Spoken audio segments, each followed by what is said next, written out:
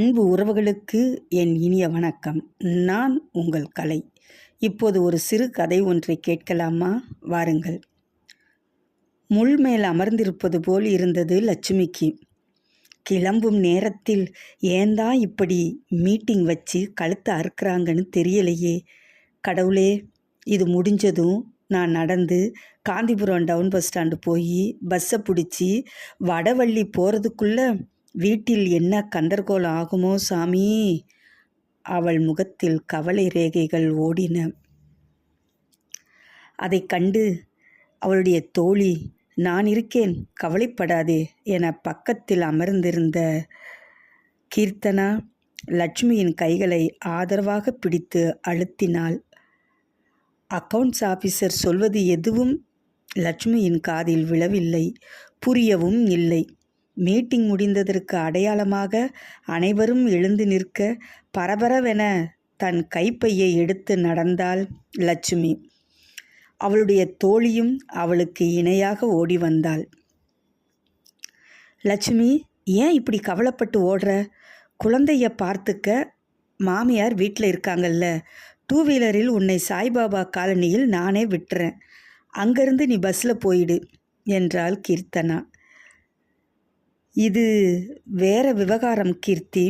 மாமியாரோ குழந்தையோ எனக்கு பிரச்சனை இல்லை, என் புருஷன்தான் என்றவள் மேலே கூற தயங்கி நிறுத்தினாள். சரிம்மா, கவலைப்பட்டு என்னாக போகுது, வா வண்டியில் ஏறு என்று கூறி ஸ்கூட்டியை இயக்கினாள் கீர்த்தனா. கடுமையான மாலை நேர போக்குவரத்து நெரிசலில் லாவகமாக 2 வீலரை ஓட்டினாள் கீர்த்தனா. லட்சுமியும் கீர்த்தனாவும் பள்ளி பருவத்திலிருந்தே தோழிகள். இருவருக்கும் ஒரே அரசு அலுவலகத்தில் வேலை கிடைக்க அந்த நட்பு இன்னும் நெருக்கமானது. சாய்பாபா காலனி புளியமரத்து ஸ்டாப்பில் லட்சுமியை 70ஆம் நம்பர் பஸ்ஸில் ஏற்றி பார்த்து போடி என்று கூறி தன் வீட்டுக்கு பறந்தாள் கீர்த்தனா. பஸ்ஸில் கூட்டம் நெரித்தது. லட்சுமிக்கு மனமும் உடலும் பறந்தது. பெண்களின் சிரமத்தை சிறிதும் மதிக்கத் தெரியாதவருடன் வாழ்வது ஒரு வாழ்க்கையா? மனம் வேதனைப்பட்டது. ஒரு வழியாக ஸ்ரீ ஆனந்தாஸ் பஸ் ஸ்டாப்பில் இறங்கி ஓட்டமும் நடையுமாக வீட்டுக்கு விரைந்தாள் கீர்த்தனா. இரவு மணி 7:15. வீட்டினுள் நுழைந்தவளை, என்ன மகாராணிக்கு வீட்டுக்கு வர வழி இப்போதான் தெரிஞ்சுதாக்கும், இன்னைக்கும் கிளம்புற நேரத்தில் மீட்டிங் வச்சிட்டாங்களாக்கும் என்று நக்கலாக கேட்டான் முகுந்தன். நீங்கள் கேலியாக கேட்டாலும் அதுதாங்க உண்மை என்று பதிலளித்தபடி குளியலறைக்கு சென்று கைகால் கழுவி வெளியே வந்தாள் லட்சுமி. ஓ, அப்போ உன்னை அழுங்காம குலுங்காம வீட்டில் கொண்டு வந்து விட்டது யாரு? மேனேஜரா, அக்கௌண்டண்ட்டா என்று வார்த்தைகளால் கொத்தினான் கணவன். பதிலேதும் கூறாமல் சமையலறைக்கு செல்ல இருந்தவளை தடுத்து, என்ன திமிரா, பதிலே சொல்லாமல் போற என்றான் கடுகடு முகத்துடன். ஆமாண்டா, அவள் எது சொன்னாலும் நீ நம்ப போகிறதில்ல, அவள் ஏன் சக்தியை வீணாக்கணும் என்றார் அவனுடைய தாயார். எல்லாம் நீ கொடுக்குற இடம்மா, அதுதான் அவள் இப்படி ஆடுறா என்றான் கணவன். அத்தை, நீங்கள் எதுவும் பேச வேண்டாம், இந்தாங்க இதில் பஸ் டிக்கெட்டு ஃபோன் எல்லாம் இருக்குது. சாய்பாபா காலனி வரைக்கும் ட்ராப் செய்தால் போதுமான்னு கீர்த்தனா கேட்டா. நான் போய் டிஃபன் வேலையை பார்க்குறேன் என்று கூறி அவன் கைகளில் தன் கைப்பையை திணித்துவிட்டு சமையல் அறையில் நுழைந்தாள். துரத்தி துரத்தி காதலித்த காதலன் மனமாகி கணவனானதும் இப்படி மாறிவிட்டானே. திருமணமான புதிதில் இவள் கைப்பை மற்றும் ஃபோனை செக் செய்து, இது யாரோட மெசேஜ், நீ ஏன் அவனோட பேசுகிற என்று கேட்டான். தன் மேல் உள்ள ஆசையும் பாசமும் அப்படி செய்ய தூண்டியது போலும் என நினைத்தாள் அவள். இதுவே வாடிக்கையானதும் கவலைப்பட ஆரம்பித்தாள் லட்சுமி. கோபத்துடன், பொம்பளைங்க சம்பாதிச்சு கொண்டு வர காசு மட்டும் வேணும், ஆனால் அவள் கஷ்டத்தை புரிந்து கொள்ளாமல் வார்த்தைகளால் மனதை ரணமாக்கிறவன் என்ன ஆம்பளை? தங்க ஊசின்னு சொல்லி கண்ணை குத்தி கொள்ள முடியுமா? மகனாயிருந்தா என்ன, இவன்களை எல்லாம் தூக்கி போட்டு மிதிக்க வேண்டும் என்றார் முகுந்தனின் தாயார். லட்சுமியை சந்தேகப்பட்டு, யாரை மயக்க இப்படி நீ ட்ரெஸ் பண்ணிட்டு போற? நீ அழகா இருக்கேன்னு உனக்கு திமிரோ? அதுதான் இப்படி மினிக்கிட்டு திரியிற என்று வாய்க்கு வந்தபடி பேசினான் கணவன். இப்படியே பேசிட்டு இருந்தேன்னா வச்சுக்கோ, என் மருமகளிடம் உன்னை விவகாரத்து செய்ய சொல்லிவிடுவேண்டா என்றதும் வாயை மூடிக்கொள்வான் முகுந்தன். அன்று ஆஃபீஸில் ஆடிட்டிங் என்பதால் சற்று சீக்கிரம் ஆஃபீஸுக்கு கிளம்பிய லட்சுமி கருநீல சிஃபான் சாரியும் பார்டருக்கு மேட்சாக பிங்க் கலர் ஜாக்கெட்டும் அணிந்திருந்தாள். அதை பார்த்த முகுந்தனின் முகம் கோபத்தில் கனன்றது. மகனின் முகத்தை பார்த்த அவன் தாயார், டேய், அவளுக்கு ஆஃபீஸில் ஆடிட்டிங், அவளை எரிச்சல் படுத்தாம நீ போய் உன் வேலையை பாரு என விரட்டினார். எதுவும் பேசாமல் பைக்கை எடுத்து வெளியே கிளம்பினான் முகுந்தன். வீட்டில் எல்லா வேலைகளையும் பார்த்து முடித்தவள் தன் குழந்தையை கொஞ்சிவிட்டு மாமியாரிடம் சொல்லி ஆஃபீஸுக்கு கிளம்பினாள் லட்சுமி.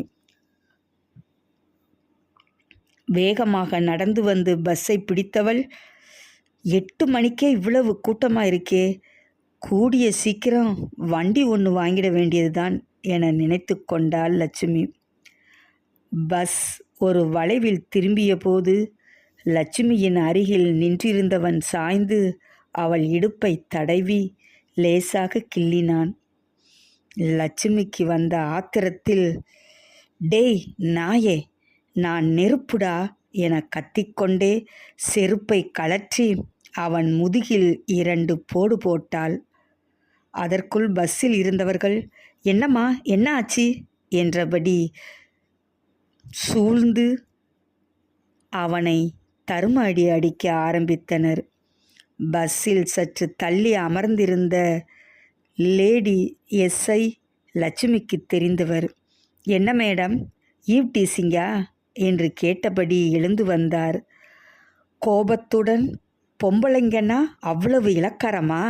மேலே கை வைக்கிற இவன்களை எல்லாம் ஸ்டேஷனுக்கு கூட்டிகிட்டு போய் 2 நாள் வச்சிருந்து கக்குஸ் கழுவ விடுங்க மேடம், அப்போதான் இவன்களுக்கெல்லாம் அறிவு வரும் என்றாள் லட்சுமி.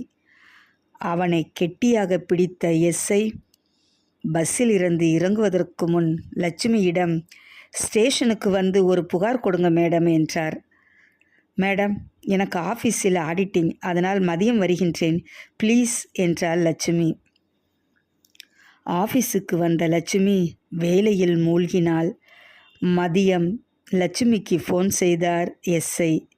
மேடம், அவன் உங்களை நல்லா தெரியும்னு சொல்கிறான், எனக்கு ஒரே குழப்பமாக இருக்குது. நீங்கள் புகார் கொடுக்காமல் என்னால் எதுவும் செய்ய முடியாது, கொஞ்சம் ஸ்டேஷனுக்கு வர்றீங்களா என்று கூறி ஃபோனை வைத்து விட்டார்.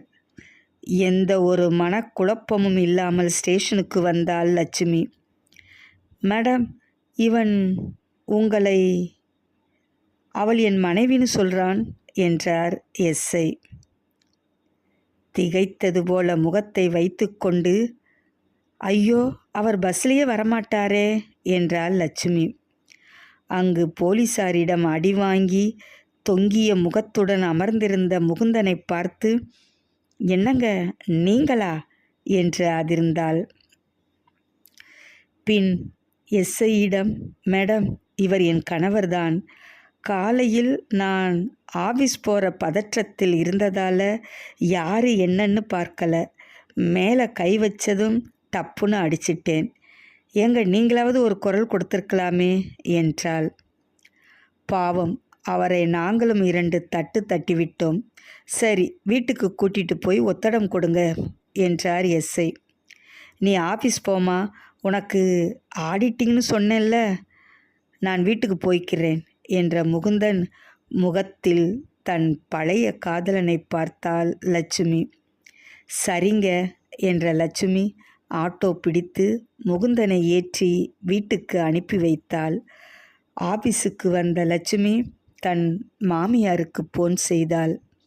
அத்தை, அவர்தான் என் பக்கத்தில் வந்து நிற்கிறார்னு தெரிஞ்சிச்சு. ஆனால் என் நேர்மையை சோதிக்கிற மாதிரி அவர் செய்யவும் என்னால் தாங்க முடியவில்லை. அதனால்தான் அவரை அடித்து விட்டேன், அடி வாங்கவும் வைத்து விட்டேன் என்றாள் கலங்கிய குரலில். அவனுக்கு இந்த ஷாக் ட்ரீட்மெண்ட் தேவைதான் லட்சுமி, நீ கவலைப்படாத, நான் பார்த்து கொள்கிறேன், போகட்டும் விடு என்றார் லட்சுமியின் மாமியார்.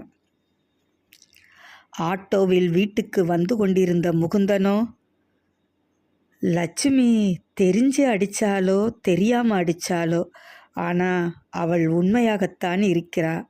மாற வேண்டியது நான் தான், எனக்கு இந்த அடி தேவைதான் என்று சொல்லிக்கொண்டான் திருந்திய மனதுடன். ஆம், திருந்திய மனதுடன் தன் மனதில் சொல்லிக்கொண்டான், எனக்கு இந்த அடி தேவைதான் என்று. நன்றி. மீண்டும் அடுத்த பதிவில் சந்திக்கலாம்.